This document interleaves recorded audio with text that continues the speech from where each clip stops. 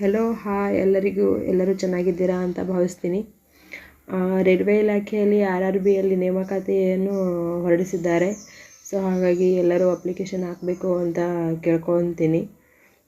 ಯಾಕಂದರೆ ತುಂಬ ಯೂಸ್ಫುಲ್ ಆದ ಜಾಬ್ ಇದೆ ಮತ್ತು ತುಂಬ ಚೆನ್ನಾಗಿದೆ. ಸ್ಯಾಲ್ರಿ ಕೂಡ ಓಕೆನೇ ಇದೆ. ಈ ಜಾಬ್ ತೊಗೊಂಡು ಮತ್ತು ಬೇರೆ ಯಾವುದಾದ್ರೂ ಜಾಬ್ನಿಗೆ ನಾವು ಟ್ರೈ ಮಾಡೋರಿದ್ದರೆ ಮಾಡ್ಬೋದು, ಅಡ್ಡಿ ಇಲ್ಲ. ಸೊ ಹಾಗಾಗಿ ಹೇಳ್ತಾ ಇದ್ದೀನಿ ನಾನು ಅಷ್ಟೇ. 2026ರಲ್ಲಿ ಗ್ರೂಪ್ ಡಿ ಕ್ವಾಲಿಫಿಕೇಷನ್ ಆಗಿದೆ. ಇವಾಗ ನಿಮಗೆಲ್ಲರಿಗೂ ಗೊತ್ತಿದೆ ಅಂತ ನಾನು ಭಾವಿಸ್ತೀನಿ.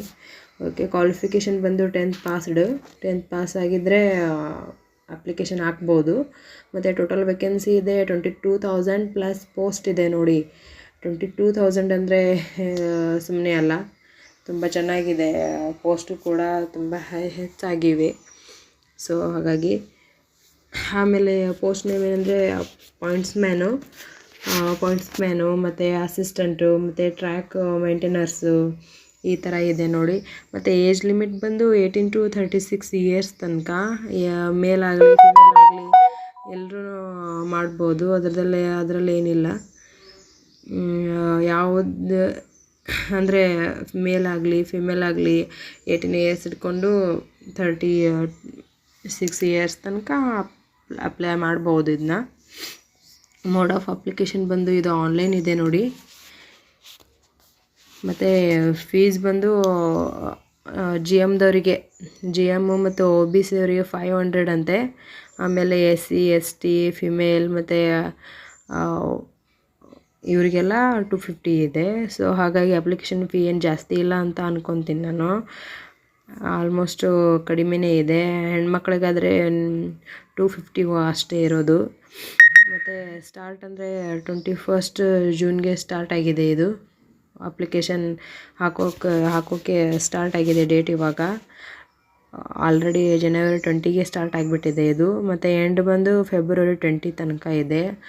ಆಮೇಲೆ 20 ತನಕ ಇದೆ. ಆಮೇಲೆ 10 to 15 days ಏನಾದರೂ ನಾವು ಬೈ ಮಿಸ್ಟೇಕಾಗಿ ಹಾಕಿರ್ತೀವಲ್ಲ, ಏನಾದರೂ ಇವಾಗ ಆಧಾರ್ ಕಾರ್ಡ್ ಮೆನ್ಷನ್ ಮಾಡಿರಲ್ಲ, ಐ ಥಿಂಕ್ ಒಂದೊಂದು ಟೈಮ್ ಕಾಸ್ಟ್ ಸರ್ಟಿಫಿಕೇಟ್ ಸರಿಯಾಗಿ ಜೋಡಿಸಿರಲ್ಲ. ಸೊ ಆವಾಗ ನಾವು ಕರೆಕ್ಷನ್ ಮಾಡ್ಕೋಬೋದು. ಆಮೇಲೆ ಅಂದರೆ 10 to 15 days ಅದಕ್ಕಿಂತ ಮುಂಚೆನೇ ನಾವು ತಿಳ್ಕೊಂಡೇ ಹಾಕೋದು ಒಳ್ಳೆಯದು ಅಂತ ಅಂದ್ಕೊತೀನಿ. ಆಮೇಲೆ ಸುಮ್ಮನೆ ಕರೆಕ್ಷನ್ ಮಾಡ್ಕೊತು ಲೇಟ್ ಹಾಕೊತು ಸುಮ್ಮನೆ ಕೊಡೋದಲ್ಲ. ನಾವು ಯಾವಾಗ ಅಪ್ಲಿಕೇಶನ್ ಹಾಕ್ತೀವಲ್ಲ ಆ ಟೈಮಲ್ಲೇ ಚೆನ್ನಾಗಿ ಹಾಕಿದ್ರೆ ಒಳ್ಳೆಯದು ಅಂತ ಅಂದ್ಕೊತೀನಿ ನಾನು. ಆಮೇಲೆ ಸ್ಯಾಲ್ರಿ ಬಂದು ಇದಕ್ಕೆ 22,000 to 25,000 ಇದೆ ನೋಡಿ ಮಂತ್ಲಿ ಬಂದು.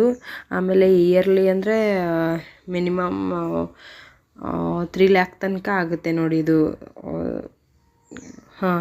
ಇಯರ್ಲಿ ಬಂದು ಇದು 3 lakh ತನಕ ಕೊಡುತ್ತೆ ನಮಗೆ ಅನ್ನಮ್. ಸ್ಯಾಲ್ರಿನೂ ಚೆನ್ನಾಗಿದೆ. ಇದು ಇಟ್ಕೊಂಡು ನಾವು SDA FDA ಎಲ್ಲ ಮಾಡ್ಬೋದು. ಡೈಲಿ 5 hours 6 hours ಎಲ್ಲ ಓದಿ ಮಾಡಿಕೊಂಡ್ರೆ ಒಳ್ಳೆಯದು. ಮೊದಲಿಗೆ ನಮಗೆ ದುಡ್ಡು ಇಂಪಾರ್ಟೆಂಟ್ ಅಲ್ಲ. ಸೊ ಹಾಗಾಗಿ ಇದೊಂದು ಜಾಬ್ ಗಿಟ್ಸ್ಕೊಂಡು ಆಮೇಲೆ ಅದನ್ನೇ ಕುಂತ್ರೆನೂ ಚೆನ್ನಾಗಿರುತ್ತೆ. ಅಷ್ಟೇನು ಹೆವಿ ವರ್ಕ್ ಇರೋದಿಲ್ಲ. ರೈಲ್ವೆ ಇಲಾಖೆಯಲ್ಲಿ ಅಷ್ಟೇನು ಹಾರ್ಡ್ ಡ್ಯೂಟಿನೂ ಇರೋದಿಲ್ಲ.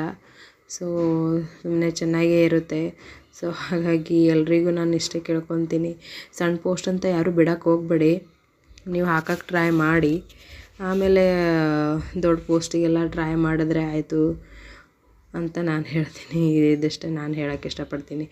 ಇದಕ್ಕಿಂತ ಹೆಚ್ಚಿಗೆ ನಾನು ಹೇಳೋಕ್ಕೆ ಇಷ್ಟಪಡಲ್ಲ. ಪ್ಲೀಸ್ ನನ್ನ ವಿಡಿಯೋ ಲೈಕ್ ಆಗಿದ್ದರೆ ನಿಮಗೆ ಶೇರ್ ಮಾಡಿ, ಸಬ್ಸ್ಕ್ರೈಬ್ ಮಾಡಿ, ಬೆಲ್ ಬಟನ್ನ ಕ್ಲಿಕ್ ಮಾಡಿ.